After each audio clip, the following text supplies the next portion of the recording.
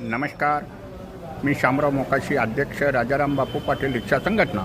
आता महाराष्ट्रात rickshaw taxi परवाना किंवा बिल्ला काढताना मौखिक परीक्षा ही चालू झालेली आहे। वडाळ आरटीओनं चालू केलेली आहे, विरार आरटीओनं चालू केलेली आहे आणि आरटीओ अधिकाऱ्यांना त्याला मराठी येते का नाही, भाषा येते का नाही हे तपासावंच लागणार आहे। त्याच्यासाठी एक पॅरेग्राफ आणखीन त्याला मराठीत संभाषण एक 5-6 प्रश्नाचं वडाळ आरटीओ, विरार आरटीओ यांनी चालू केलेलं आहे। आता प्रत्येक ठिकाणी म्हणजे दहिसर आरटीओला बी तात्काळ चालू करावं लागणार आहे।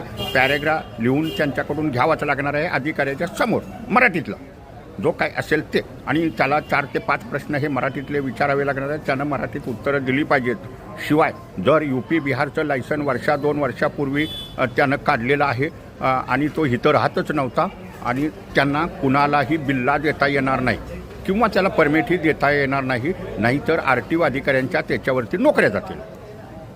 जो कायदाच आहे त्या म्हणजे त्यांनी दाखले खोटे बनवलेत, मुंबई शहरातनं दाखले बनवून आणतात 5-5 हजार रुपये देऊन, आणि हे टोळकीच्या टोळकी UP बिहारवालेच लोक आहेत ते दाखला बिकला बनवणारे।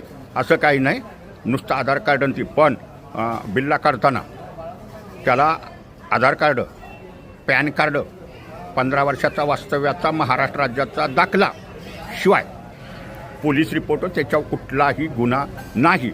परंतु काही ठिकाणी झोल असाही चालतो, बऱ्याच केसेसनं ते सुटलेले आहेत लोक, त्यांना कोर्टानं निर्दोष ठरवलेलं आहे, परंतु त्याचा गुन्हा नोंद झालेला नाही। परंतु आरटीओला तसं देता येणार नाही, त्याच्यावरचा गुन्हा नोंद करून मिळतो। ती अर्जदाराची जबाबदारी आहे कोर्टाकडून ते कमी करून आणायचं। परंतु आरटीओवाल्यांना असा गुन्हा असेल त्याच्यावरती नोंद कुणालाही बिल्ला बी देता येणार नाही, परमिट बी देता येणार नाही। अनेक आरटीओमध्ये हा झोल चालतो, 2-4 हजार रुपये खाऊन ते कोर्टानं त्याला निर्दोष केलं, पण त्याच्या पोलीस दाखल्यावरती गुन्हे आहेत।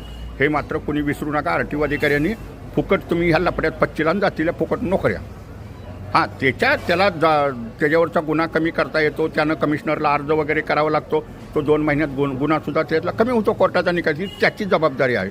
परंतु आरटीओवाल्यांना असं काहीही करता येणार नाही कायद्यानुसार।